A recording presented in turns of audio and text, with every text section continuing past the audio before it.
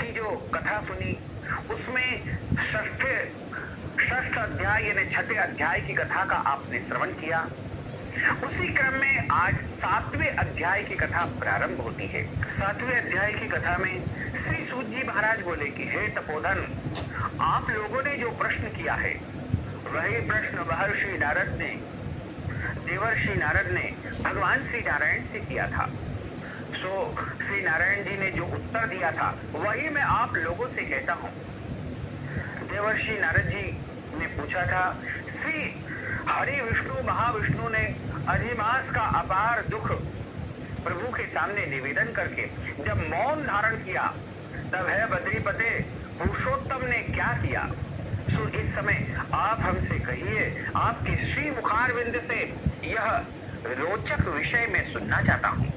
श्री नारायण बोले कि हे वत्स, गोलोकनाथ श्री कृष्ण ने महाविष्णु के प्रति जो कहा वह अत्यंत गुप्त है, परंतु भक्त, आस्तिक, सेवक, दंभ रहित अधिकारी और वैष्णव पुरुष को वह कथा जरूर सुनाना चाहिए।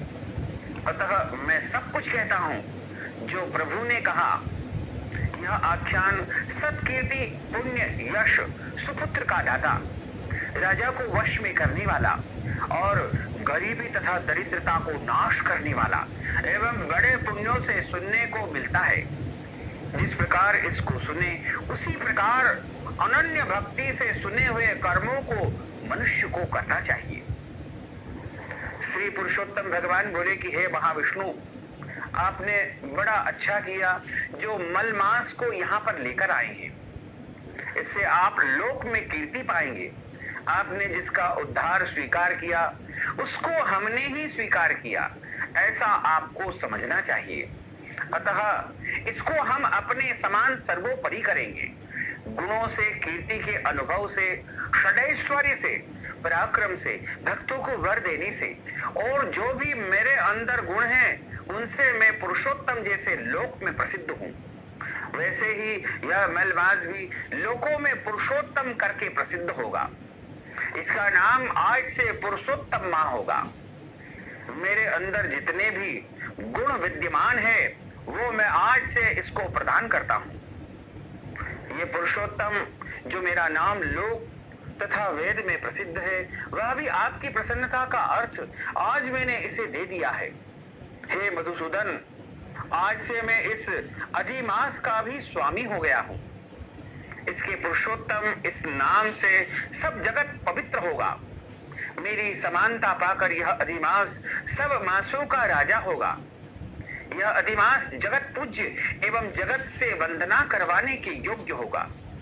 इसकी पूजा और व्रत जो कोई भी करेंगे उनके दुख और दारिद्रता यानी गरीबी का नाश होगा।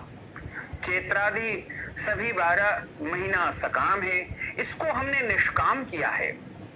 इसको हमने अपने समान समस्त प्राणियों को मोक्ष देने वाला बताया है और इसको ही हमने मोक्ष कारक बनाया है। जो प्राणी सकाम अथवा निष्काम होकर के अधिमास का पूजन करेगा वह अपने सब कर्मों को यानी दुष्कर्मों को, पाप कर्मों को भस्म करके निश्चय ही करोड़ों गुना पुण्य फल को प्राप्त करेगा। जिस परम पद प्राप्ति के लिए बड़े भाग्य वाले यति ब्रह्मचारी लोग तपस्या करते हैं और महात्मा लोग निराहार व्रत करते हैं एवं दृढ़ व्रत लोग फल खा करके, पत्ते खा करके, वायु का भक्षण करके कठोर तप करते हैं और काम क्रोध रहित जितेंद्रिय रहते हैं और वर्षा काल में मैदान में रहने वाले, ठंड यानी शीत के समय जाड़े में वो जो है बाहर खुले मैदान में रहने वाले, गर्मी में धूप सहन करने वाले मेरे पद के लिए यत्न करते रहते हैं, मेरी प्राप्ति के लिए निरंतर यत्न करते हैं। हे गरुड़ध्वज, तब भी वो मेरे अव्यय परम पद को नहीं प्राप्त होते हैं, परंतु पुरुषोत्तम मास के भक्त एक मास के ही व्रत से बिना परिश्रम जरा मृत्यु रहित उस परम पद को, मेरे सानिध्य को अवश्य ही प्राप्त कर लेंगे, इसमें कोई संशय नहीं है।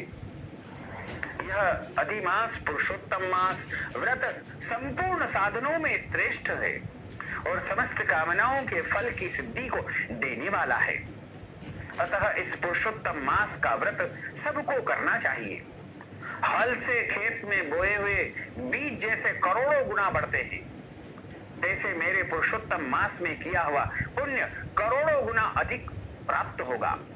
कोई चातुर्मास्यादि यज्ञ करने से स्वर्ग में जाते हैं, वह भी भोगों को भोग करके पृथ्वी पर आते हैं, परंतु जो पुरुष आदर से विधि पूर्वक इस पुरुषोत्तम मास का अधिक मास का व्रत करता है, वह अपने समस्त कुल का उद्धार करके मेरे में मिल जाता है, मेरा सानिध्य उसे प्राप्त हो जाता है, इसमें कोई संशय नहीं है। और मुझे प्राप्त होकर के प्राणी पुनः जन्म मृत्यु भय से युक्त एवं आदि व्याधि और जरा से ग्रस्त संसार में फिर कभी भी नहीं आता है। जहां जाकर फिर पतन नहीं होता है, सो मेरा परम धाम है। ऐसा जो वेदों का वचन है वह सत्य है, यह असत्य कैसे हो सकता है। यह अधिमास पुरुषोत्तम मास और इसका स्वामी मैं ही हूं और मैंने ही इसे बनाया है। और पुरुषोत्तम यह जो मेरा नाम है सो मैंने ही इसे दिया है। अतः इसके भक्तों की मुझे दिन रात चिंता बनी रहती है। उसके भक्तों की मनोकामनाओं को मुझे ही पूर्ण करना पड़ता है। कभी कभी मेरे भक्तों का अपराध भी गणना में आ जाता है, परंतु पुरुषोत्तम मास के भक्तों का अपराध मैं कभी भी गिनता नहीं हूं। हे विष्णु, मेरी आराधना से मेरी भक्ति की आराधना करना मुझे प्रिय है। मेरे भक्तों की कामना पूर्ण करने में मुझे कभी देर नहीं हो जाती, किंतु मेरे मास जो भक्त है उनकी कामना पूर्ण करने में मुझे कभी भी विलंब नहीं होता है। मेरे पास के जो भी भक्त है वो मेरे अत्यंत प्रिय है। जो मनुष्य इस अधिमास में पुरुषोत्तम मास में जब दान नहीं करते हैं वह महामूर्ख है, और जो पुण्य कर्म रहित प्राणी स्नान भी नहीं करते हैं एवं देवता तीर्थ द्विजों से द्वेष करते हैं वे दुष्ट अभागी हैं और दूसरे के भाग्य से जीवन चलाने वाले होते हैं। जिस प्रकार खरगोश के सींग कदापि नहीं होते हैं, वैसे ही पुरुषोत्तम मास में स्नान आदि न करने वालों को स्वप्न में भी सुख नहीं मिल सकता। जो मूर्ख मेरे प्रिय मलमास का निरादर करते हैं और पुरुषोत्तम मास में धर्माचरण नहीं करते हैं, वो सर्वदा नरकगामी होंगे। प्रत्येक तीसरे वर्ष में पुरुषोत्तम मास प्राप्त होने पर जो प्राणी धर्म नहीं करते हैं वो कुंभी पाप और बड़े बड़े नरक में जाकर गिरते हैं और इस लोक में दुख रूप अग्नि में बैठे स्त्री पुत्र पौत्र आदिकों से उत्पन्न बड़े भारी दुखों को भोगते हैं।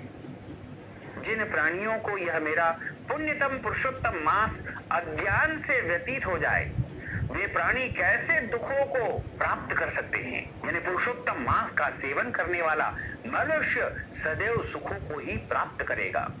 जो भाग्यशालिनी स्त्रियां सौभाग्य और पुत्र सुख चाहने की इच्छा से पुरुषोत्तम मास में स्नान दान पूजन आदि करती है, उन्हें उत्तम सौभाग्य संपूर्ण संपत्ति और पुत्रादि यह अधिमास देता है।